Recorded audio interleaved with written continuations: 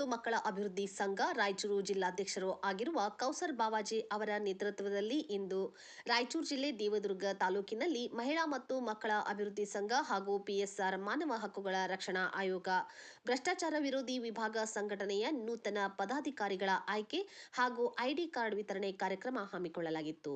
ಈ ಕಾರ್ಯಕ್ರಮದ ದಿವ್ಯ ಸಾನ್ನಿಧ್ಯವನ್ನು ಸೈಯದ್ ಜಹೀರ್ ಪಾಷಾ ಖಾದ್ರಿ ಅವರು ವಹಿಸಿಕೊಂಡಿದ್ದರು. ಅಧ್ಯಕ್ಷತೆಯನ್ನು ರಾಜ್ಯಾಧ್ಯಕ್ಷರು ಶ್ರೀಮತಿ ಅಂಜುಮ್ ಕಲ್ಮಡಿ ಅವರು ವಹಿಸಿಕೊಂಡಿದ್ದರು. ಉದ್ಘಾಟಕರಾಗಿ ರಾಜ್ಯಾಧ್ಯಕ್ಷರಾದ ಶ್ರೀ ಅಶೋಕ್ ಆರ್ ಗುರ್ಕೇರ್ ಅವರು ಆಗಮಿಸಿದರು.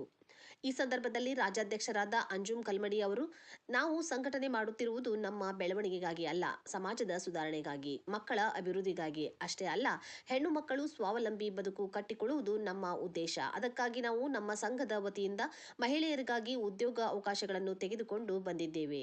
ಎಲ್ಲರೂ ಅವುಗಳನ್ನು ಸದುಪಯೋಗ ಪಡಿಸಿಕೊಳ್ಳಬೇಕು ಮತ್ತು ಮಕ್ಕಳನ್ನು ಯಾವುದೇ ಕಾರಣಕ್ಕೆ ಶಾಲೆಗಳನ್ನು ಬಿಡಿಸಿ ಉದ್ಯೋಗಕ್ಕೆ ಕಳಿಸಬಾರದು. ಮಕ್ಕಳ ಭವಿಷ್ಯ ಮುಖ್ಯ ಎಂದು ಮಾತನಾಡಿ ತಿಳಿಸಿದರು.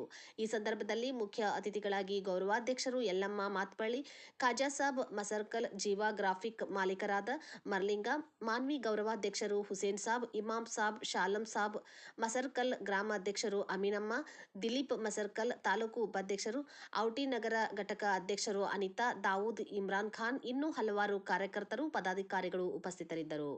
ವರದಿ ಗೋಕುಲ್ ಸಾಬ್ ಬಾವಾಜಿ.